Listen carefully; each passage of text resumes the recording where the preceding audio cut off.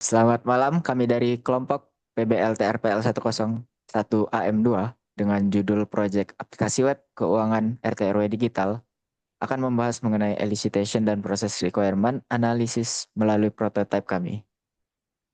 Pertama-tama, izinkan kami memperkenalkan diri. Saya sendiri Tino sebagai ketua tim. Perkenalkan, nama saya Danudin Taraf Sakif sebagai database designer. Saya Sandi Ariski sebagai UI UX designer. Dan saya Prista Riris Annesa Tambunan sebagai front-end developer. Aki sebagai UI UX dan asisten front-end. Saya Ayudhya Permata Batia sebagai QA atau tester. Baik, selanjutnya saya akan membahas mengenai stakeholder dan informasi yang digali. Dari stakeholder yang kami dapat, yaitu ada bendahara, ketua, dan warga. Dan dari masing-masing stakeholder kami mendapatkan informasi. Yang pertama bendahara, itu mengenai masalah pencatatan manual, format laporan kas yang diperlukan, kendala mencatat tagihan dan memantau pembayaran warga, data yang dibutuhkan di dashboard bendahara, kebutuhan bukti pembayaran dan proses verifikasi, informasi yang ingin ditampilkan di grafik, dan kebutuhan role dan pembatasan akses pengguna. Lalu pada sisi ketua RT RW, itu informasi yang ingin dilihat di dashboard ketua RT, kebutuhan validitas dan transparansi keuangan, cara meninjau tagihan dan status pembayaran warga, dan juga kebutuhan akses kelola data warga. Selanjutnya pada sisi warga, itu informasi yang ingin dilihat di dashboard pribadi mereka, kemudahan melihat riwayat pembayaran mereka, kesulitan mengetahui status iuran sebelumnya, preferensi cara upload bukti pembayaran, dan kebutuhan transparansi laporan dan tingkat pemahaman teknologi. Lalu ada metode elicitation, metode yang kami gunakan untuk menggali informasi yang sebelumnya kami dapatkan itu. Pertama, pada sisi direct elicitation, pada pengguna bendahara, kami menggunakan metode interview atau wawancara, lalu observation atau observasi, lalu focus group discussion atau FGD.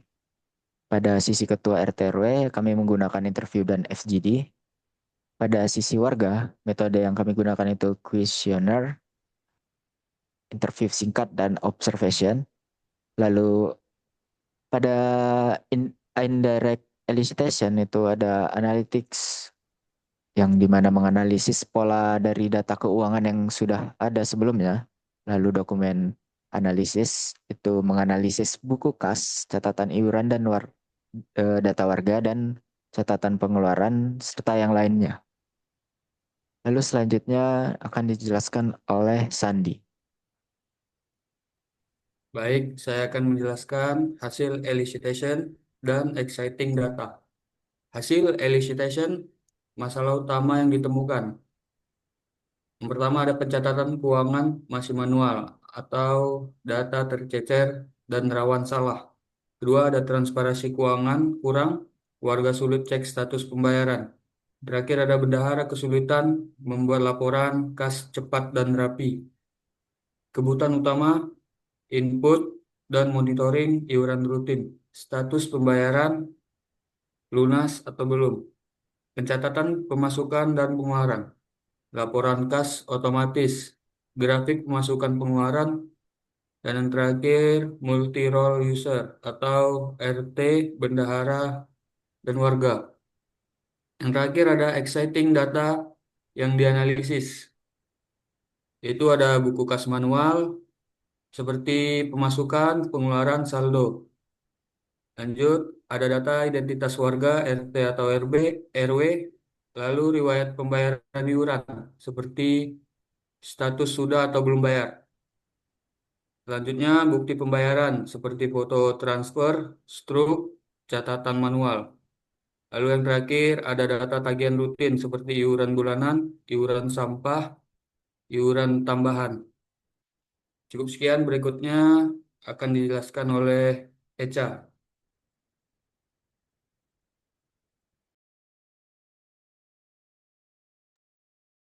Review, refinement rekrutmen dari exciting data. Yang pertama ada fungsional rekrutmen tambahan dan yang kedua ada non-fungsional rekrutmen tambahan. Nah, di sini yang pertama fungsional rekrutmen tambahannya ada sistem mengelola data pemasukan dan pengeluaran mengikuti format laporan manual RT.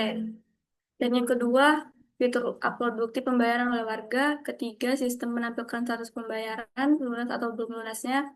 Dan yang keempat, sistem menampilkan laporan kas otomatis sesuai template RT. Yang kedua, ada non-fungsional rekrutmen tambahan. Yang pertama ada antarmuka sederhana dan mudah dimengerti atau literasi digital warga beragam. Yang kedua, dashboard menampilkan data secara real time. Baik, selanjutnya dijelaskan oleh kawan saya, Krista. Baik, terima kasih. Saya akan menjelaskan di bagian prototype Figma di aplikasi keuangan RT RW. Oke, yang pertama itu ada tools. Kami membuatnya di Figma, di mana prototipenya masih dalam tahap desain dan belum clickable.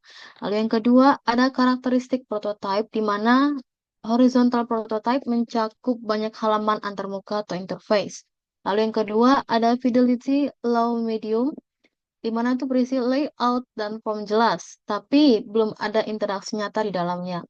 Lalu yang ketiga, ada halaman utama nih yang perlu kami desain, yaitu yang pasti halaman login dan pemilihan role, entah sebagai bendahara, RT, ataupun warga. Lalu ada dashboard bendahara, diikuti dashboard ketua, RT atau RW, lalu kelola iuran, di mana ada list, tambah, edit, dan juga generate tagihannya.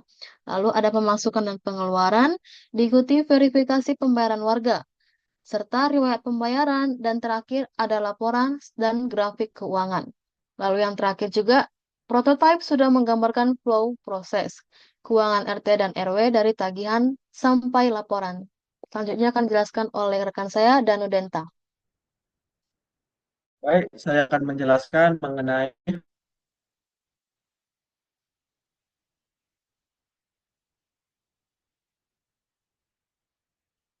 evaluasi prototipe Figma. Di sini kita melakukan metode evaluasi yang digunakan yaitu Waltrop Internal Team berperan sebagai bendahara ketua RT atau warga.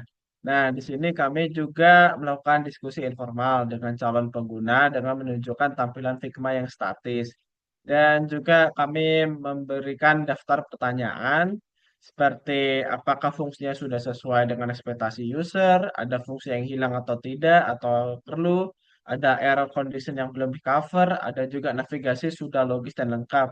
Ada juga apakah tugas ini terlalu kompleks atau tidak. Nah, dari sini, dari daftar pertanyaan tersebut yang kita ajukan, di sini kami menemukan masalah, yaitu sebagai berikut.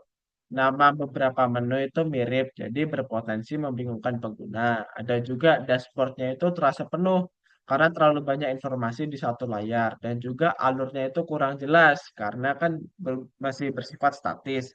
Jadi alurnya itu buat tagihan, bayar, upload bukti, verifikasi, dan laporan.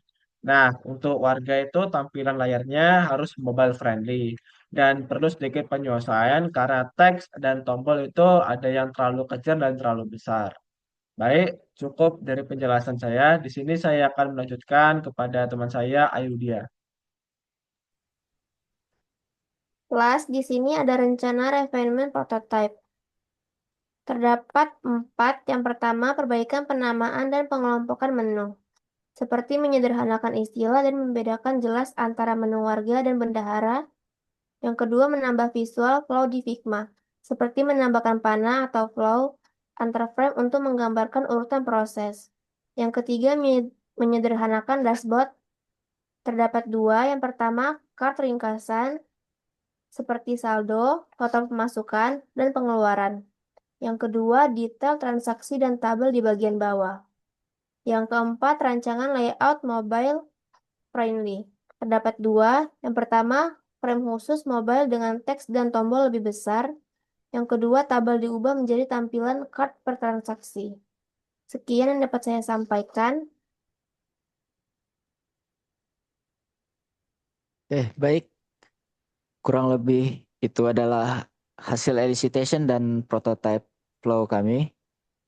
Kurang lebih jika ada salah kata mohon maaf dan terima kasih. Sampai jumpa di pertemuan berikutnya.